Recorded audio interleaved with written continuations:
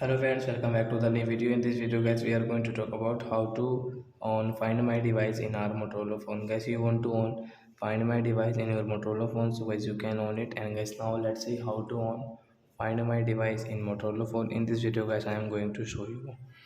So before starting video fans, I want to tell you, if you're new in my channel and you are watching my video first time, so first of all go and subscribe my channel, click the bell icon and like my video.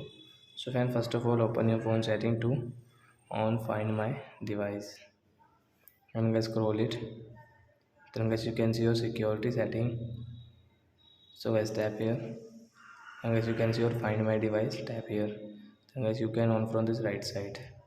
Find my device helps you locate this device remotely. If you lose this device, it also helps you keep your data safe.